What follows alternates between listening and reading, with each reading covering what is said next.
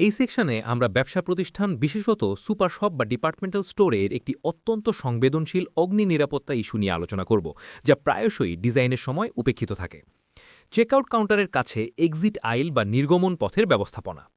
Super শপে বাজার শেষে আমরা যখন বিল দেওয়ার জন্য লাইনে দাঁড়াই, আপনারা খেয়াল করবেন যে ক্রেতাদের শৃঙ্খলা বজায় রাখতে এবং অননুমোদিত প্রবেশ প্রস্থান আটকাতে কাউন্টারের দুই পাশে শক্ত রেলিং বা ফেন্সিং দিয়ে একটি নিয়ন্ত্রিত পথ তৈরি করা হয়। এটা নিঃসন্দেহে ডিসিপ্লিন এবং সিকিউরিটির জন্য একটি কার্যকর ব্যবস্থা। তবে বাংলাদেশের জাতীয় বিল্ডিং কোড বিএনবিসি এই সেটআপের প্লেসমেন্ট নিয়ে কঠোর নির্দেশ দিয়েছে।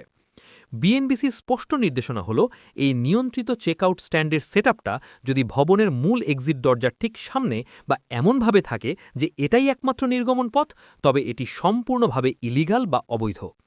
বিশেষ করে যখন এই রেলিংগুলো এমনভাবে স্থায়ীভাবে বসানো হয় যে এগুলোকে জরুরি অবস্থায় সহজে সরিয়ে দেওয়া যায় না, তখন তা একটি মারাত্মক নিরাপত্তা ঝুঁকি তৈরি করে।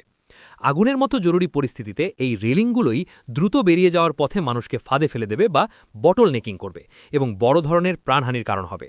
জনসমাগমের ক্ষেত্রে দ্রুততম সময়ে বের হওয়ার পথকে কোনোভাবেই রুদ্ধ করা যাবে না।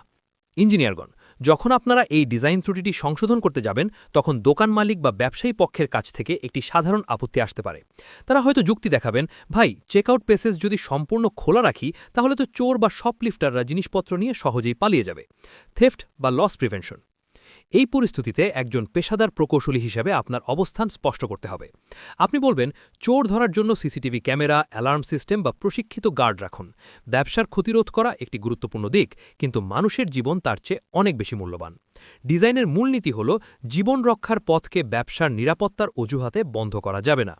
আপনার ডিজাইনে চেকআউট স্ট্যান্ড এমনভাবে প্লেস করতে হবে যেন এক, জরুরি এক্সিট আইল সম্পূর্ণ আলাদা, স্পষ্ট এবং বাধামুক্ত পথ হিসেবে চিহ্নিত থাকবে।